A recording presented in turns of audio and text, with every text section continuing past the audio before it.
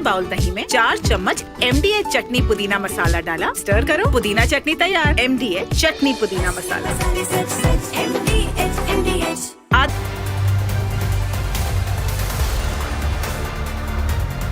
और दर्शकों, आज की हमारी पहली खबर, हनीमून मिस्ट्री बन गया है। ये आप देख रहे हैं, इनकी शादी हाल ही में हुई दर्शकों, लेकिन ये घूमने गए और फिर वापस ही नहीं आए। और ये पूरी कहानी आज मैं आपको क्यों बता रहा हूं, क्योंकि दर्शकों, आप में से कई लोग घूमने जाते होंगे शादी के बाद अपनी फैमिली के साथ, लेकिन आजकल ऐसी घटनाएं घट रही हैं कि समझ नहीं आ रहा कहां जाएं, कैसे जाएं। कभी भी कोई भी घटना घट सकती है दर्शकों, इसलिए यह खबर आपसे जुड़ी हुई है और आपको देखना चाहिए। भारत का नॉर्थ ईस्ट बेहद खूबसूरत है दर्शकों, आप जानते हैं ना। ये देखिए, यहां 7 राज्य हैं जिसे हम 7 सिस्टर्स कहते हैं, और यहां की खूबसूरती लोगों को बेहद आकर्षित करने लगी। देश नहीं, विदेश से भी लोग यहां पर खूबसूरती का दीदार करने के लिए पहुंचते हैं, बड़ी संख्या में आते हैं। यहां की नदियां, जंगल और दूसरी जगह हैं जो इसे कई दूसरे शहरों से अलग बनाती हैं। लेकिन दर्शकों, इसी खूबसूरती के बीच से एक ऐसी खबर सामने आई जो हैरान करने वाली है और आपसे जुड़ी हुई है, इसलिए यह चर्चा का विषय बनी हुई है। दरअसल हुआ यूं दर्शकों, मध्य प्रदेश के इंदौर से एक कपल हनीमून के लिए आया। यह है वो कपल। यह मेघालय के शिलोंग पहुंचा और उन्हें यहां पर 3 दिन ही हुए थे कि ये जो कपल है, जिसमें से जो दूल्हा था उसका नाम था राजा और जो उसकी पत्नी थी उसका नाम था सोनम। राजा रघुवंशी और उनकी पत्नी सोनम रघुवंशी अचानक गायब हो गए 3 दिन में। घर वाले दोनों के नंबर पर कॉल करते रहे, लेकिन खूबसूरत वादियों में राजा और सोनम कहीं गुम हो गए। दोनों के घर वाले परेशान हो गए, करें तो करें क्या। इधर उधर हाथ पैर मारने लगे, क्योंकि बच्चे घर से 2000 किलोमीटर दूर थे, छुट्टियां मनाने गए थे। एक अनजान शहर में, जंगल में, वादियों के बीच दोनों की तलाश शुरू की गई और शिलोंग में लापता राजा और सोनम को ढूंढा जाने लगा। 10 दिन बीत गए दर्शकों, 10 दिन नहीं मिले। अचानक 11वें दिन राजा का एक खाई में शव मिला, वो भी विभत्स हालत में दर्शकों। लेकिन सोनम का अब तक कुछ पता नहीं है, सोनम है कहां। अब ये दोनों हनीमून पर गए थे दर्शकों, जिसमें से राजा की मौत हो गई। सोनम कहां, ये किसी को नहीं पता और ये केस मिस्ट्री बना हुआ है, क्योंकि कातिल भी अभी तक पकड़ में नहीं आया। और इसलिए सवाल उठ रहे हैं दर्शकों कि राजा रघुवंशी की मौत हुई है या हत्या।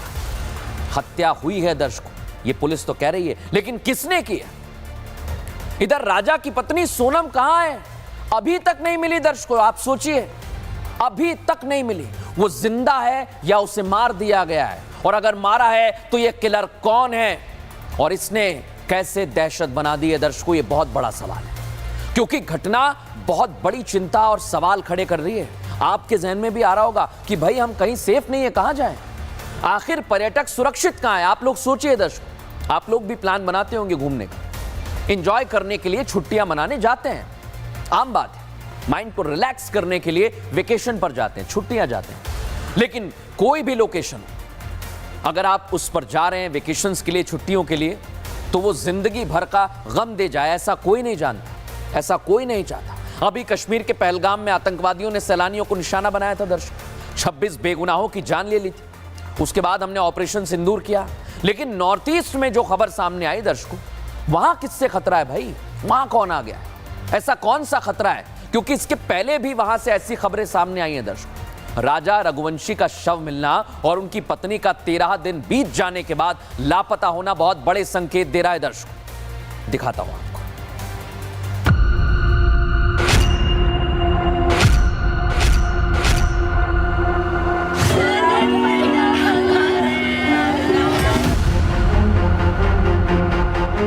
शिलोंग में हनीमून गया कपल हुआ साजिश का शिकार। हनीमून पर नॉर्थ ईस्ट जाने वाले सावधान। शिलोंग में साइलेंट किलर घूम रहा है। 11 दिन बाद मिला राजा रघुवंशी का शव। राजा की पत्नी सोनम अब भी लापता।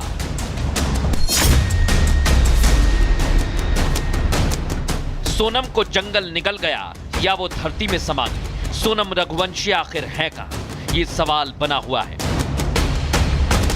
क्योंकि सोनम ही वो कड़ी है जो इस पूरी गुत्थी को सुलझा सकती है। सोनम ही अपने पति राजा रघुवंशी की हत्या की गवाह है। सोनम ही वो चश्मदीद है जो बता सकती है कि आखिर 23 मई को हुआ क्या था।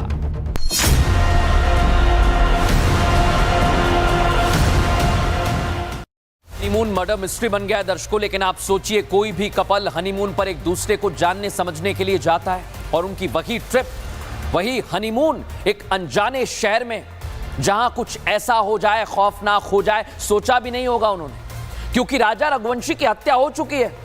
यह बात साफ हो गई है। अब राजा रघुवंशी की पोस्टमार्टम रिपोर्ट सामने आ चुकी है दर्शकों, जिसमें खुलासा हुआ कि ट्रांसपोर्ट कारोबारी राजा रघुवंशी की हत्या धारदार हथियार से की गई। वो धारदार हथियार जिससे पेड़ की लकड़ी काटी जाती है, यानी कुल्हाड़ी। अब इस मर्डर मिस्ट्री को बेहद पेचीदा बना दिया गया है। कैसे? क्योंकि पुलिस कह रही है कि अभी तक हम ढूंढ रहे हैं पत्नी को जो लापता है, और वही सारे राज खोल सकती है। ऐसे में अब सवाल यह भी खड़ा हुआ कि राजा रघुवंशी का हत्यारा है कौन? देखिए, शक की सुई दो लोगों पर जा रही है। राजा को किसने मारा? क्या कोई स्थानीय है जो इस कपल से या राजा से चिढ़ गया था, या फिर पत्नी सोनम है?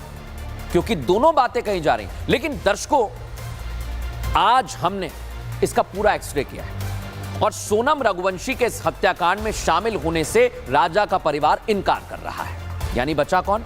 स्थानीय या कोई साइलेंट या सीक्रेट किलर। एक दूसरे की रजामंदी से दोनों की शादी हुई थी, खुशी खुशी ये घूमने गए थे, उसका सीसीटीवी फुटेज भी मैं आपको दिखा रहा हूं। लेकिन इस समय सवाल ये कि हत्या की तो की किसने और सोनम कहां है? रिपोर्ट देखिए।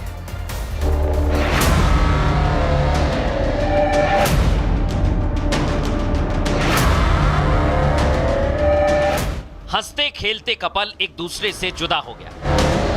शादी के 12 दिन के अंदर राजा रघुवंशी का मर्डर हो गया और पत्नी सोनम रघुवंशी का कुछ पता नहीं चल रहा है। लेकिन सोनम का लापता होना भी उसके ऊपर शक की सुई घुमा सकता है।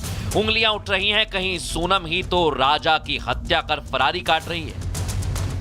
हालांकि राजा के परिवार वाले इससे इनकार करते हैं और जो कुछ तस्वीरें दोनों की शिलांग ट्रिप से सामने आई, वो भी इस बात की ओर इशारा करती हैं कि दोनों के बीच सब कुछ ठीक चल रहा था। ये 22 मई का सीसीटीवी फुटेज है जो शिलांग के पुलिस के हाथ लगा। ये फुटेज उस समय का है जब कपल शिलांग पहुंचा ही था और अपना हनीमून शुरू ही कर रहा था। इस फुटेज में राजा और सोनम शिलांग के एक होटल में नजर आए। दोनों एक दूसरे के साथ खुश दिखाई दे रहे हैं। इसके अलावा राजा रघुवंशी की मां से सोनम की आखिरी बातचीत भी सबके सामने आ गई, जो ये बता रही है कि राजा और सोनम से लेकर परिवार के दूसरे सदस्यों में एक अच्छा तालमेल बना हुआ था। वही तो तेरी, मैं अभी फरियाद बना रही तो मेरे को एकदम से याद आ गई कि आज तो मेरे बहू का उपवास है बापे। हाँ, मेरा तो उपवास है ना, मेरे को 2-3 बार बोल दिया। हाँ। मैं घूमने के चक्कर में अपनी 11 थोड़ी तोड़ूंगी। हाँ, तो कहीं दूध लस्सी जो भी मिल रहा हो उपवास का सामान वो खा लो। अब पहले ऊपर तो चढ़े जंगल में है, यहाँ से आप कुछ मिलेगा तो खाना भी ढंग का नहीं है। हाँ, कॉफी बुलवाई तो आधा मग्गा दूध होगा और उसमें है ना 2 गिलास पानी में और कॉफी डाल के दे दी। और खाने के नाम पे कुछ भी नहीं है वहाँ पे। ये जंगल है, पता है, घोर जंगल है, एकदम खड़ी चढ़ाई है। चढ़ना मतलब उतरना भी खड़ा ही है और चढ़ना भी खड़ा ही है। तो वहाँ ऊपर देखने के लिए क्या गए? वो अंदर है, वो पहाड़ के अंदर। मना करी थी मैंने तो सुनते नहीं है। सांस फूल रहे। हाँ, सांस फूल रही तो लगाते हैं ऊपर पहुँच के। हाँ, कोई दिक्कत नहीं, लग गया ना फोन बस। सोनम के बाद राजा रघुवंशी भी अपनी मां से बातचीत करते हैं। वो बेहद भावुक करने वाली है। कुछ खाने का मिला कि नहीं मिला? केले खा लिया मैं। क्या खा लिए? अरे केले खा रहा हूँ, अब बिहार पहुँचा हूँ, अब यहाँ से निकलूंगा। इनके आज तो आपको उपवास होगा। मैं फरियाद बना रही थी, मुझे याद आई थी एकदम से। क्या झरना देखने गया? ऊपर क्या देखने गया? नीचे देखूंगा तो ना झरना। तो झरना नीचे से भी दिख जाता। नहीं, अच्छी जगह थी। अब कितने दिन बचे तेरे? 2 दिन और? 2 दिन और बचे। पुलिस इस सीसीटीवी फुटेज और ऑडियो के आधार पर इस रहस्यमय हत्याकांड की कड़ियों को जोड़ने में जुट गई है, क्योंकि ये वो आखिरी बातचीत थी जिसके बाद एक मां ने अपने बेटे से फिर कभी बात नहीं की। ये दोनों सबूत ये बताते हैं कि सोनम का इस हत्याकांड में हाथ होना तो मुश्किल है, क्योंकि ये सीसीटीवी और ऑडियो यही बयां करते हैं कि सब कुछ नॉर्मल था। सब कुछ सामान्य था, नॉर्मल था, तो फिर ये किसकी साजिश है? राजा रघुवंशी और सोनम की शादी 11 मई को हुई धूमधाम से दर्शक। शादी के 9 दिन बाद 20 मई को यह जोड़ा हनीमून के लिए मेघालय रवाना हुआ।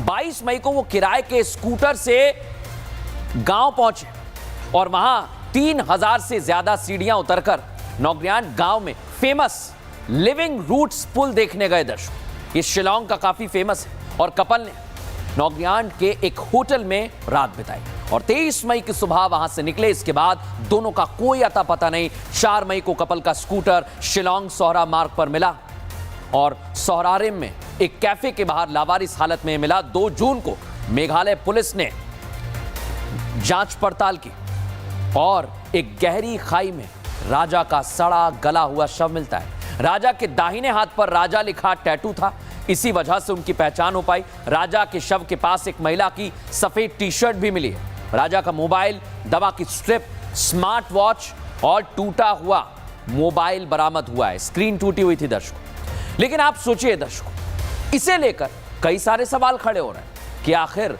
राजा का अगर कत्ल हो गया है तो फिर सोनम कहां चली गई? राजा का कत्ल किया किसने? क्या यह लूट के इरादे से किया गया? दिखाता हूं आपको।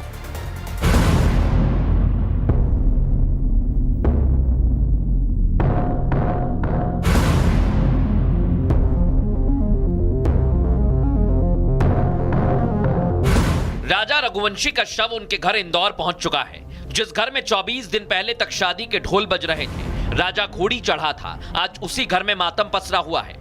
जिस बहू को पूरा परिवार दुल्हन बनाकर घर लाया था, वो सोनम अब भी लापता है। सोनम की तलाश में एनडीआरएफ, एसडीआरएफ और मेघालय की पुलिस लगी हुई है, सर्च कर रही है जगह जगह। भारी बारिश और घने जंगलों ने इस अभियान को मुश्किल बना दिया है। सोनम को ढूंढने के लिए ड्रोन की मदद भी ली जा रही है। राजा के परिवार को शक है कि सोनम का अपहरण हो सकता है, क्योंकि राजा की सोने की चेन, अंगूठियां और पर्स गायब है, जो लूट की ओर इशारा करता है। परिवार वालों का कहना है कि राजा को स्कूटर किराए पर देने वाले की जांच भी होनी चाहिए। साथ ही उस गाइड पर भी शक की सुई है, जिससे राजा का झगड़ा हुआ था, जहां से कॉफी खरीदकर राजा ने फेंक दी थी। उस कॉफी संचालक की भी जांच होनी चाहिए।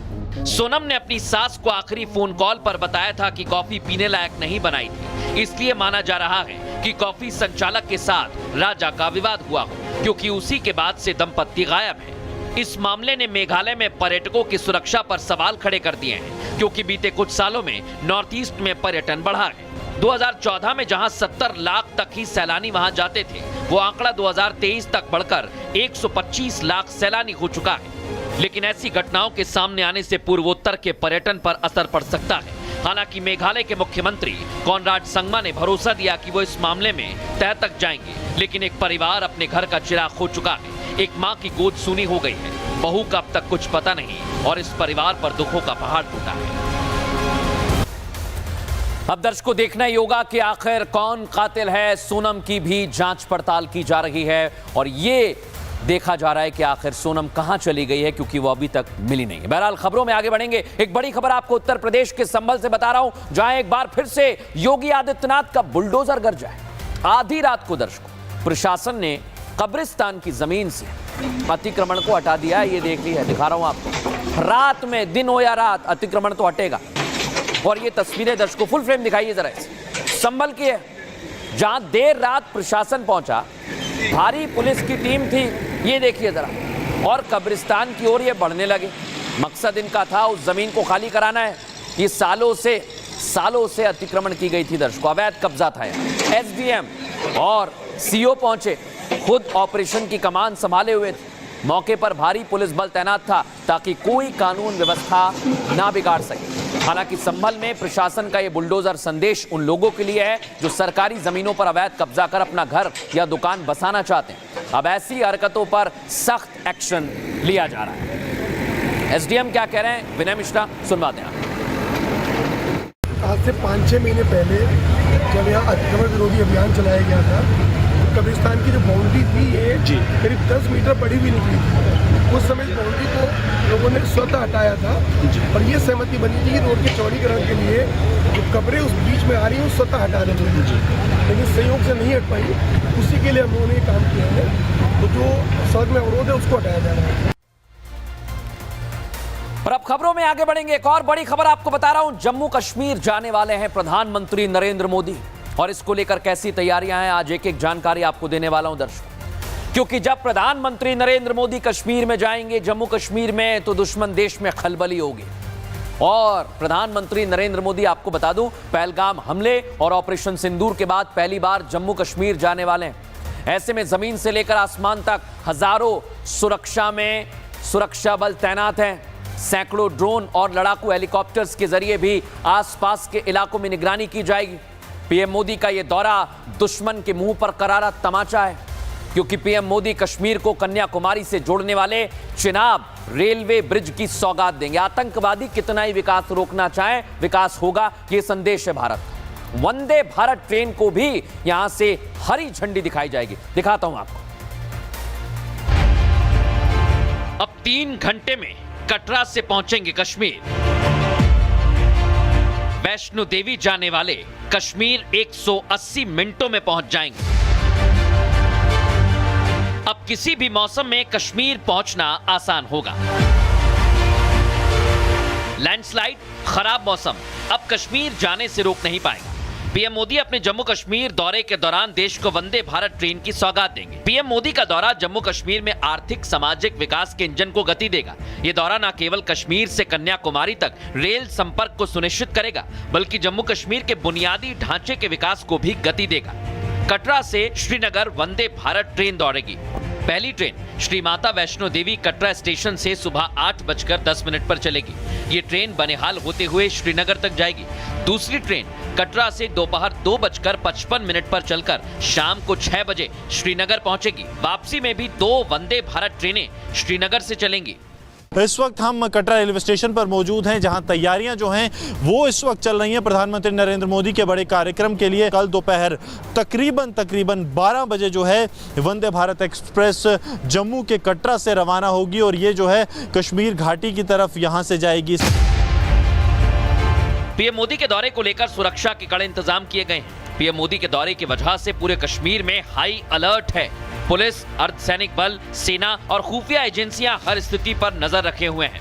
ये कटरा रेलवे स्टेशन है जहां पर तैयारियां जो हैं वो चल रही हैं। सुरक्षा की अगर बात की जाए, Jammu Kashmir police, railway police के साथ साथ सीआरपीएफ और उसके साथ साथ जो स्पेशल फोर्सेस हैं उन्हें भी यहां पर लगाया गया है, ताकि किसी भी तरह से जो है कोई सुरक्षा में चूक ना हो। होटल संचालकों का भी कहना है कि कश्मीर से कटरा के बीच ट्रेन चलेगी तो पर्यटन को बढ़ावा मिलेगा।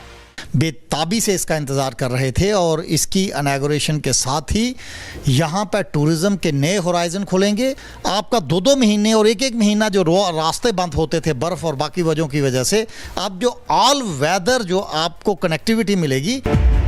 पीएम मोदी का ये कश्मीर दौरा हर मोर्चे पर खास होने वाला है। जिस कश्मीर को दुश्मन देश से अलग करने की कोशिश कर रहा है, उस कश्मीर को मोदी संजोए रखने के लिए बेहतर कनेक्टिविटी की सौगात दे रहे हैं। आतंकवादी क्यों डरे हुए हैं, ये आज मैं आपको बता रहा हूं। आइए, रेलवे से कश्मीर टू कन्याकुमारी को जोड़ा जा रहा है। PM Modi Chenab railway bridge का उद्घाटन करेंगे। दरिया से 359 मीटर की ऊंचाई पर यह पुल बनाया जा रहा है। उधमपुर, श्रीनगर, बारामूला रेल लिंक की लंबाई 272 किलोमीटर है। दर्शकों, जम्मू और श्रीनगर के बीच संपर्क बढ़ाने में यह अहम है और जम्मू कश्मीर को भारत के दूसरे हिस्सों से भी रेलवे के माध्यम से जोड़ा जा सकेगा। और इसी चिनाब रेलवे ब्रिज पर वंदे भारत ट्रेन चलेगी दर्शकों। लेकिन आप सोचिए दर्शकों, चिनाब ब्रिज जो ऊंचाई पर बनाया है, ये बहुत बड़ा नमूना है इंजीनियरिंग का। वहां से हमारे सहयोगी गुरसिमरन की आपको रिपोर्ट दिखाते हैं, आप भी देखिए। ये वही चिनाब ब्रिज है जो कश्मीर से कन्याकुमारी को जो रेल लिंक जब जुड़ेगा तो इसी से होकर जो है ट्रेनें एक छोर से दूसरी ओर जाएंगी। इसे इस तरह से मजबूत बनाया गया है कि ये साल 2001 में हुए गुजरात के भूकंप के झटकों को भी सह सकता है। इसके अलावा इसकी क्षमता 200 किलोमीटर प्रति घंटे की रफ्तार से बह रही हवाओं को भी सहने की है, ताकि ट्रेन जो है उस वक्त भी इस पर चल पाए। ये एक आर्क जो आप देख रहे हैं जो सी शेप का बना है, इसकी अगर लंबाई की बात की जाए तो ये 467 मीटर का है, जो इसे एक अलग तरह की मजबूती प्रदान करता है। पूरे अगर एक ट्रैक की बात की जाए जो इसके ऊपर बिछा है तो वो 1.3 किलोमीटर का ट्रैक है, जिससे ट्रेनें जो हैं एक छोर से दूसरे छोर तक पहुंचेंगी।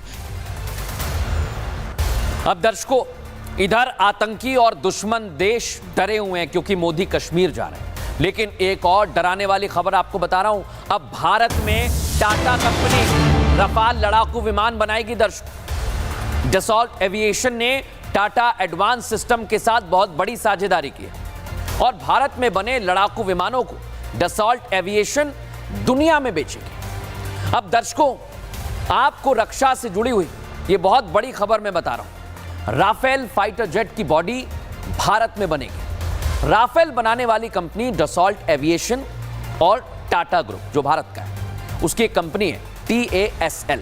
इसके बीच में एक बहुत बड़ी डील हो गई है। दर्शकों, अब राफेल की फ्यूजलाज यानी कि बॉडी TASL बनाएगी। इसे हैदराबाद की फैक्ट्री में बनाया जाएगा और 2028 तक राफेल की पहली फ्यूजलाज यूनिट असेंबली लाइन से बाहर आ जाएगी। यही नहीं दर्शकों, हैदराबाद में हर महीने 2 पूरी मेन बॉडी तैयार की जाएगी और भारत की रक्षा उद्योग के लिए यह बहुत बड़ा कदम है।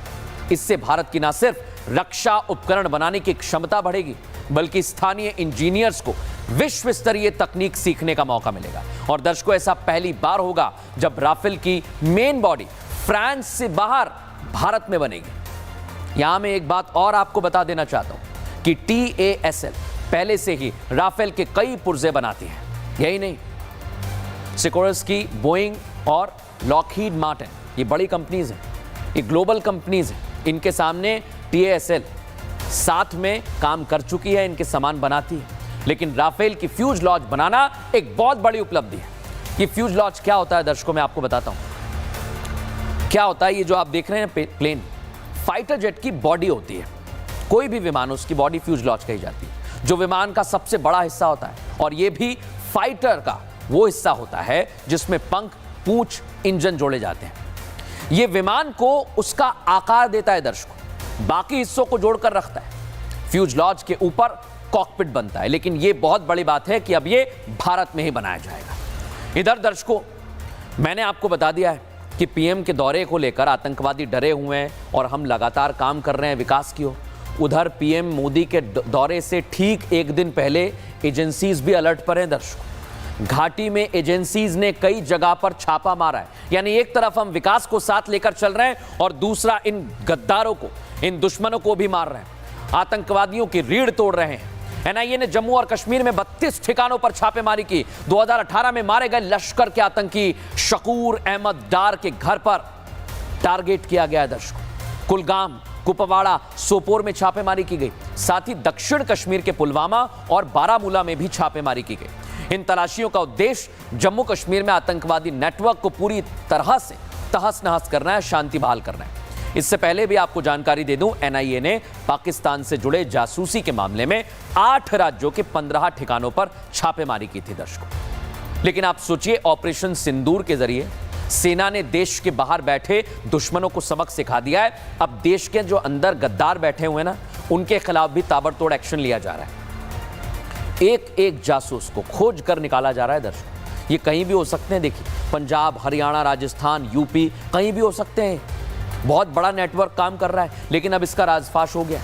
हैरानी की बात पता है क्या है दर्शकों, इस जासूसी नेटवर्क के तार पाकिस्तान और पाक हाई कमीशन से जुड़ते हैं और भारत के खिलाफ जासूसी का नेटवर्क, इसका किरदार कोई भी हो, लेकिन सूत्रधार पाक हाई कमीशन और वहां से एक निष्कासित अधिकारी है दानिश, वही निकला हुआ है। अब सुरक्षा एजेंसियों को जासूसों से पूछताछ में एक और नाम सामने आया है, मैडम एन, यानी नौशाबा शहजाद मसूद।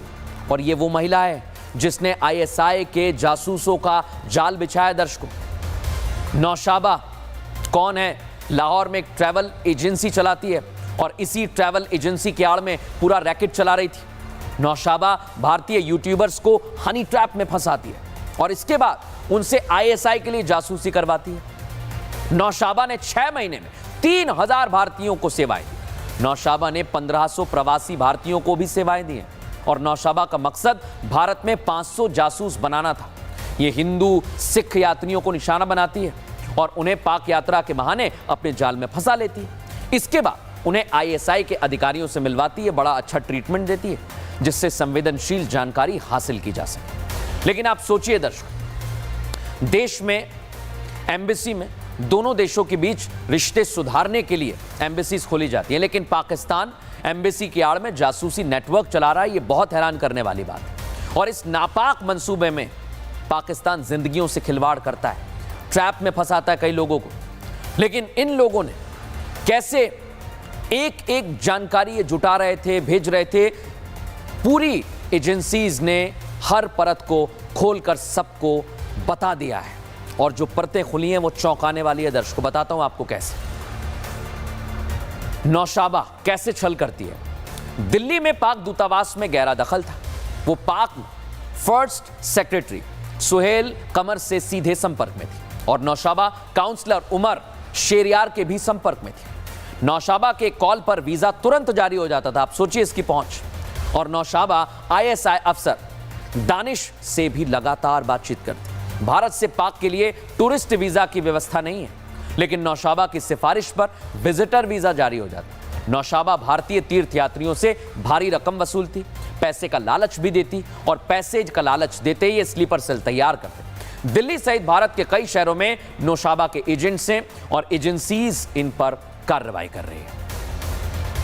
लेकिन दर्शकों, आप सोचिए कि अब इस जासूसी नेटवर्क का पर्दाफाश हो गया है।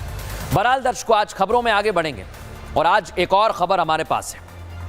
यह खबर उत्तर प्रदेश के लिए है। दर्शकों, क्यों कह रहा हूं? आपने भेड़िया सुना था ना कुछ दिन पहले खबरों में, वो भेड़िया वापस आ गया। और चौंकाने वाली बात यह दर्शकों कि इस लंगड़े भेड़िए ने एक बच्चे को बेरहमी से मार दिया है। देखिए जरा।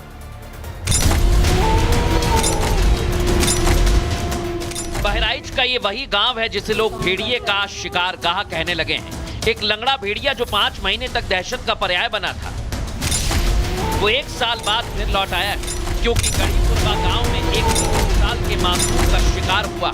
सोमवार की रात आयुष नाम का मासूम बरामदे की चारपाई पर सोया हुआ था। इसी दौरान खूंखार भेड़िया उसे उठा ले गया। मां चिल्लाई, मदद की गुहार लगाई, लेकिन तब तक वो उसके कलेजे के टुकड़े को काफी दूर ले जा चुका था।